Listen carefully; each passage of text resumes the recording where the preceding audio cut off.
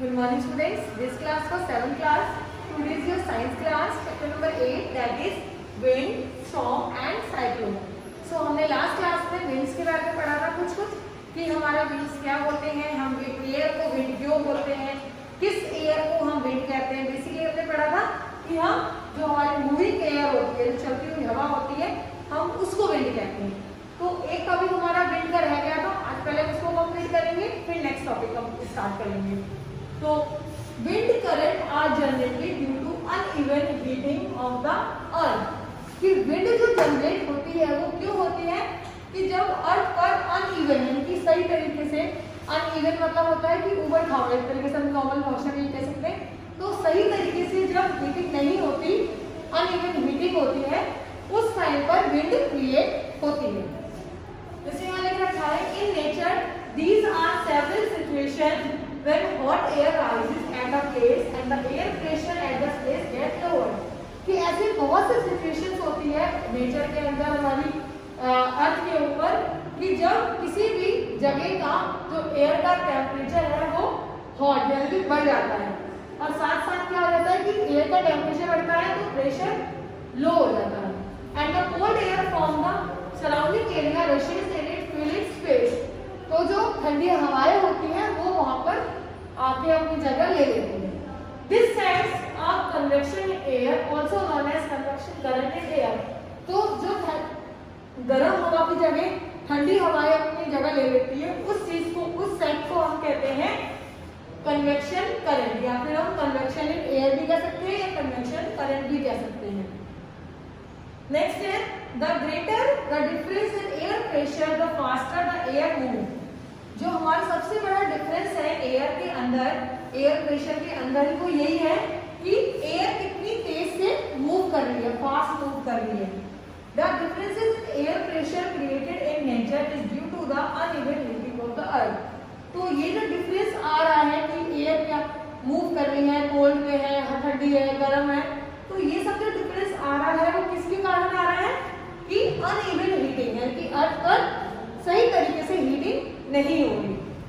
The wind current are generated due to unequal heating of the earth. तो इसी कारण wind current start हो जाता है, जनरेट हो जाता है, क्योंकि अर्थ पर अनइक्वल हीटिंग यानी कि सही तरीके से हीटिंग, यानी कि बेसिकली अगर हम ऐसा भी देख सकते हैं कि जैसे हम कहते हैं कि काफी गर्मी हो रही है, कि जितनी उस मौसम में होनी चाहिए उतनी है नहीं, या जितनी उस मौसम में ठंडी होनी चाहिए उतनी है नहीं.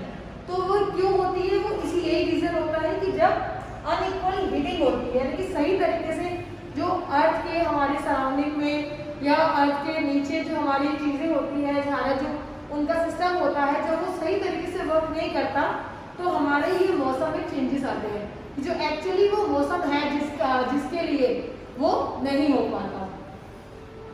It takes place in two situation. तो ये जो रीजन है कि अनइक्वल हीटिंग होने का, ये दो रीजन है इसके. पहला है unequal heating between the equator and poles of the earth. ये आपको पता है हमारी अर्थ के जो पोल होता है, इक्वेटर होता है, सेंटर पॉइंट होता है, उसके इक्वेटर और उनके पोल्स के बीच में ढंग से हीटिंग नहीं हो पाना. Unequal heating of land and water, कि ओशियंस के बीच में, लैंड और वाटर के बीच में हीटिंग ना हो पाना, यानी ढंग से वो काम ना हो पाना, कि जिस तरीके से हवाएं चल रही है, विंड करंट हो रहा है, या फिर टेम्परेचर राइज अप या डाउन हो रहा है, तो वो सब चीजें ढंग से नहीं हो पाती. जब नेचर में चेंजेस आते हैं, बदलाव आ रहे हैं, तो उस कारण ये सब चीजें हमारी होती है.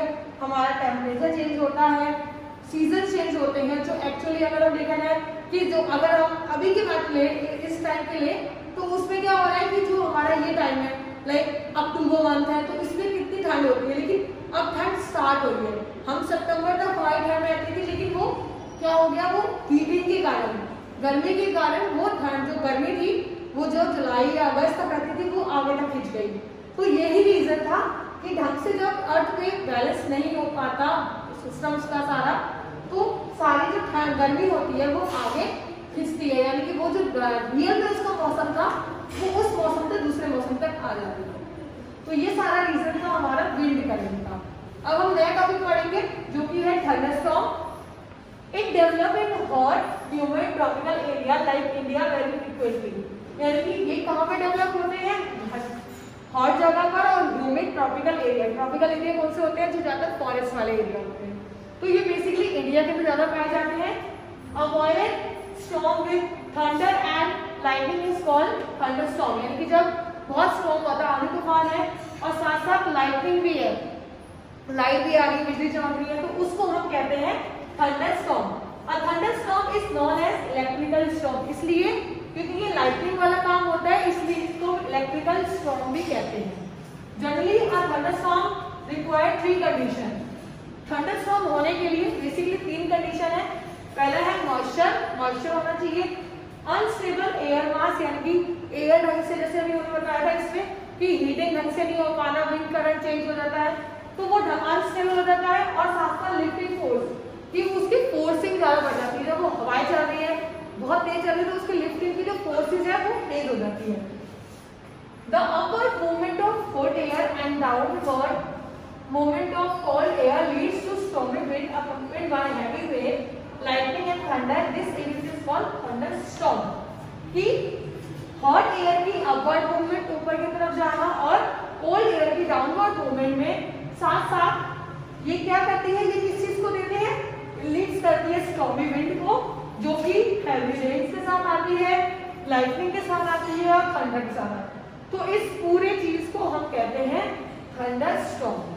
तो अगर हम ये कह सकते हैं थंडरस्टॉर्म वो होती है जहां पर बहुत बारिश है, बहुत तेज हवाएं चल रही हैं, बिजली चमक रही है, तो ये सब चीजें होती है। तो बहुत आंधी तूफान, जैसे कहते हैं ना आंधी तूफान आ रहा है, तो उसको हम इंग्लिश में, हम नॉर्मल भाषा में ये कह सकते हैं कि हम थंडरस्टॉर्म है। ठीक है, अब इसके हैजार्ड्स यानी कि इसके क्या क्या नुकसान होते हैं, इसके होने से क्या क्या नुकसान होते हैं। Every year many people are killed और सीरियसली इंजर्ड, कि कुछ हर साल इसके कारण, थंडरस्टॉर्म के कारण ही बहुत से लोग मर जाते हैं और इंजर्ड हो जाते हैं। क्यों हो जाते हैं? क्योंकि लाइटनिंग हो रही है, तो वो लाइटनिंग स्पार्क भी करती है। आपने देखा होगा कभी स्पार्किंग करती है, तो अगर हम ओपन एरिया में हैं तो वो स्पार्किंग हमारे लिए डेंजरस हो सकती है। या फिर हम किसी मेटालिक चीजों को छू रखा है तो तब भी वो हमारे लिए नुकसानदायक होती है। Thunderstorms uproot tree or electrical poles and blow away temporary and thatched roof. ये क्या क्या कर सकता है? ये कि जो ट्रीज होते हैं या इलेक्ट्रिकल पोल्स होते हैं या रूफ हो गई, इन सबको वो उड़ा ले जाता है, उखाड़ लेते हैं। तो ये इतना डेंजरस होता है कि ये ट्रीज जो इतने रूट्स में पूरे लगे हुए होते हैं, कितने अटैच होते हैं, उसको भी ये उखाड़ देते हैं। पोल्स जो इलेक्ट्रिकल खंभे होते हैं, जो बिजली के खंभे होते हैं, उनको हटा देते हैं। रूफ्स जो लगी हुई होती है उसको हटा देते हैं। तो ये इतना डेंजरस हो जाता है कभी कभार। तो अगर हम घर में ना रहे, हम बाहर एरिया में रहे या ओपन एरिया में रहे या ऐसे एरिया में रहे जहाँ से हमें बिजली जल्दी चमक सकती है या बिजली जल्दी हमारे ऊपर अटैक कर सकती है, तो वहां पर ये काफी डेंजरस हो जाता है। अब इस चीज से हमें क्या प्रिकॉशन, क्या हमें सावधानियां लेनी चाहिए? पहली है you should avoid contact with water और मेटेलिक ऑब्जेक्ट। हमें सबसे पहले क्या रखना चाहिए ध्यान कि हमें वाटर और मेटेलिक यानी कि जो लोहे वाली चीजें होती है, सब चीज लोहे एल्यूमिनियम वाली चीजें होती है, हमें उनसे दूर रहना चाहिए। और साथ साथ पानी से भी, क्योंकि आपको पता है अगर करंट को पानी में डाल देते हैं तो वो कितना शॉक करता है, तो सेम ऐसे ही है कि वो बिजली का करंट होता है। तो पानी में अगर हमें पानी में स्ट्राइक कर रहा है और हमने उसको छू लिया तो हमारा डेंजरस हो जाता है। You should not sit near a window, आपको अपनी विंडो के पास नहीं बैठना चाहिए। You should not take shelter in open garage में नहीं जाना चाहिए। Storage shed with metal roof, या फिर उस जगह पर जिसकी रूफ जो है वो मेटल से, जैसे टेल लगे हुए होते हैं, तो हमें उस जगह में नहीं रहना चाहिए, क्योंकि अगर वो स्ट्राइक करेगी तो वो हमारे लिए डेंजरस हो सकता है, हमारी हेल्थ के लिए या हमारी लाइफ के लिए। The best place to take shelter in a bus or car, सबसे अच्छी जगह क्या है शेल्टर के लिए? बस और कार। और हमें इस चीज को भी ध्यान रखना चाहिए बस और कार में कि जो हम बैठे हैं वहां पर हम किसी मेटेलिक चीजों को ना छुए बस और कार के अंदर, क्योंकि जब बस के ऊपर अगर वो स्ट्राइक करेगी तो वो सीधा अर्थ पे जाएगी वो स्ट्राइकिंग। लेकिन अगर हमने किसी भी मेटेलिक चीजों को छू रखा है तो वो हमारे लिए डेंजरस हो सकती है। तो आज हमने टॉपिक क्लियर करा थंडरस्टॉर्म का, साथ साथ जो विंड का हमारा लास्ट टॉपिक रह गया था हमने उसको भी क्लियर करा। आई होप सो आपको थंडरस्टॉर्म टॉपिक अच्छे से क्लियर हुआ हो, और जो नेक्स्ट टॉपिक है वो नेक्स्ट क्लास में करेंगे। Okay, thank you.